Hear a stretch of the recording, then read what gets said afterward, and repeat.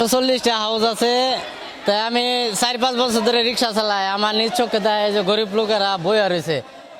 10টা হাউসের মধ্যে 2টা হাউসের লোক প্যাকেট করে কিছু মাংস দিছে, যাক আলহামদুলিল্লাহ। আর 8টা হাউসে করছে কি, কয় আত্মীয় স্বজন আছে, এটা কই উপরে লেগেছে গা।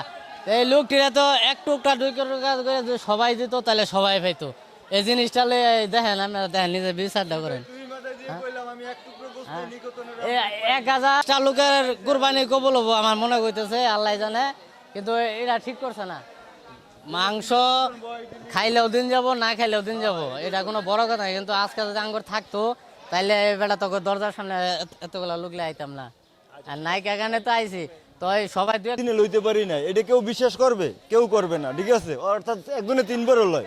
এই কয়টা মানুষ সিরিয়ালে বসাই যদি 2টা মানুষ খারায়, কে না দিতে পারে? এখন সব জায়গায় গেটের সামনে জল হয়, তাহলে যে পাইছে 3বার হে লইব, অর্থাৎ যে পায় না হে মোটেও লইতে পারবে না।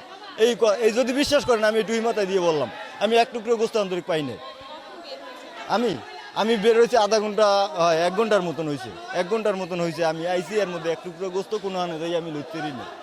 আমি কার কাছে বলবো, বুঝছেন? এই আর কিছু